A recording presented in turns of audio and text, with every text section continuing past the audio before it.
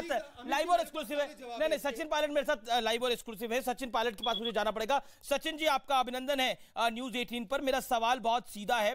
कांग्रेस कह रही है कि दमनकारी नीति भारतीय जनता पार्टी अपना रही है, लेकिन बीजेपी कह रही है कि कांग्रेस का ईडी की पूछताछ में यह हाल है कांग्रेस के नेताओं का, जब कन्विक्ट होंगे कोर्ट से राहुल गांधी तब क्या होगा?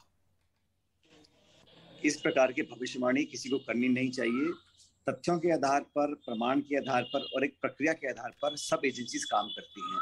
लेकिन पूरा देश देख चुका है पिछले 3 दिनों में, दिल्ली पुलिस हो, केंद्र की सरकार हो, इनकम टैक्स, सीबीआई, ईडी, इन सभी एजेंसीज पर बहुत ही अनावश्यक दबाव डाला गया है। और हम सब लोग जो कांग्रेस के नेता हैं, जिस प्रकार का व्यवहार हो रहा है आप देख रहे हैं हमेशा, कोई मंत्री है, कोई विधायक है, कोई सांसद है, नाथ मुंह से लाठीचार्ज हो रहा है पार्टी के ऑफिस के अंदर, लोगों को डिटेन कर रहे हैं, हाउस अरेस्ट कर रहे हैं। ये कहाँ की परंपरा है? ये कहाँ के सिद्धांत हैं? ये कहाँ का लोकतंत्र है? अपनी बात हम रखेंगे, और हम अगर विपक्ष होते हुए केंद्र सरकार की मुखालफत करते हैं तो हमारा अधिकार है, हम शांति मार्च निकाल सकते हैं, सत्याग्रह कर सकते हैं। लेकिन आवाज का दमन करना, विरोधियों की आवाज को कुचल देना, ये एक अच्छी परंपरा नहीं है सचिन जी। लेकिन मुखालफत आप करिए, विषयों पर करिए, लेकिन यहां पर ईडी की जांच हो रही है। ईडी के दफ्तर में कांग्रेस के नेता अगर जाने का प्रयास कर रहे हैं, वहां पर धारा 144 लगी हुई है, वहां पर आगजनी हुई है, वहां पर टायर जलाए गए हैं, उस पर आप क्या कहना चाहते हैं? देवगन महोदय, मैं आपसे पूछना चाहता हूं, पिछले 7 सालों में कितने भाजपा के नेताओं पर ईडी का छापा पड़ा है? कितनों को सीबीआई ने जांच करी है? ये सिर्फ और सिर्फ कांग्रेस और भाजपा के विरोध में जो लोग रहते हैं उन पे एजेंसी का दबाव आता है ना।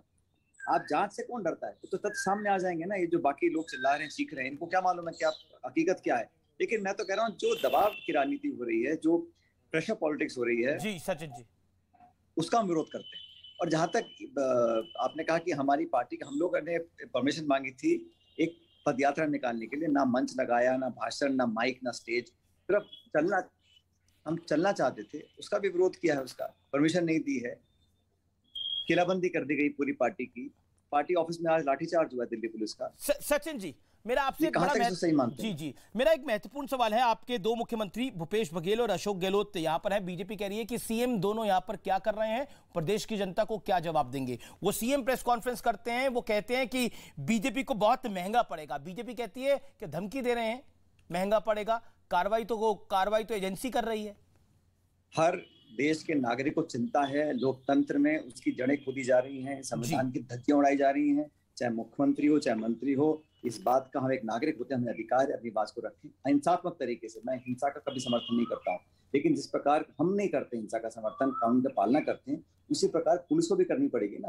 पुलिस तो लात धूल से कपड़े फाड़ रही है। हमारी एक महिला है सांसद, उसके आज कपड़े फट गए हैं, आप हमारे घर में घुस के लाठी चला रहे हैं। तो ये कानून की पालना पुलिस को भी करनी चाहिए ना। ये दमनकारी नीति है, स्पष्ट।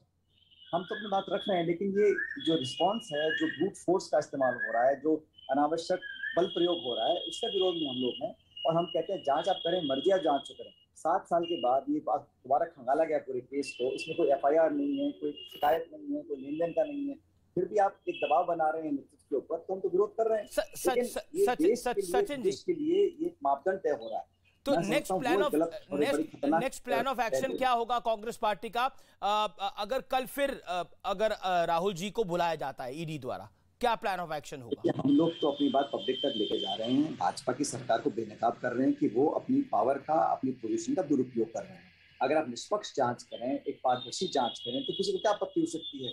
और छिपाने को कुछ है नहीं, सबने पहले ही कह चुके हैं। सोनिया गांधी और राहुल गांधी ने आज तक कुछ गलत किया हो तो छिपाने की बात बिल्कुल आपने एक अच्छे शब्द का इस्तेमाल किया, पारदर्शी जांच। तो पारदर्शी जांच तो ईडी करेगी, वही इन्वेस्टिगेटिंग एजेंसी है।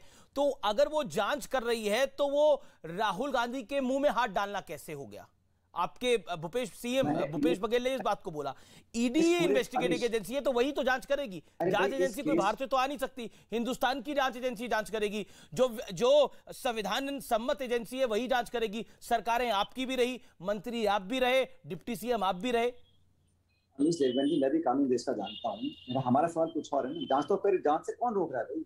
हम तो कह रहे हैं कि इस जांच के पीछे जो दबाव आ रहा है ना पॉलिटिकल पार्टी का, बीजेपी का, उसका पर्दाफाश करना चाहते हैं। आप उसको गलत मानते हैं तो आपकी मर्जी, लेकिन मैं मानता हूँ इसमें कोई FIR हुई हो, किसी ने आरोप लगाया हो। आप एक केस को खंगाल के 7 साल के बाद सिर्फ कश्मीरी पंडितों का नरसंहार हो रहा है कश्मीर के अंदर, महंगाई बढ़ रही है, बेरोजगारी बढ़ रही है, इस पर जवाब ना देना पड़े, ध्यान भटकाने के लिए सारा पूरा घटनाक्रम हो रहा है, ये तो सब जानते हैं। अब 8 साल बाद भी आप यूपीए को, मनमोहन सिंह जी को, सोनिया गांधी को आप दोष दे रहे हैं महंगाई का, हर चीज आसमान छू रही है, लोग त्राई त्राई कर रहे हैं, किसान परेशान है, उस पर चर्चा नहीं करना चाहते हैं। आप तो सिर्फ एक हमेशा उबाल पे रखना चाहते हैं देश की राजनीति को, समाज को, हर जगह, ताकि उबाल पे रहे, लोग टेंशन देखते रहें और हमसे सवाल ना पूछें, हमारे अकाउंटेबिलिटी तय ना हो। ये पूरा उद्देश्य है केंद्र की सरकार का, इसका हम विरोध कर रहे हैं। और मैंने जैसा कहा 3 दिन से लगातार नेताओं को आज उठा उठा के बसों में भर रहे हैं, सांसदों को घर के अंदर आपने नजरबंद कर लिया है, दिल्ली के अंदर ऐसा पहली बार हो रहा है। विरोध करने का अधिकार है, उसको क्यों छीनना चाहते हैं? बहुत बहुत शुक्रिया सचिन पायलट आपका हमारे साथ जुड़ने के लिए।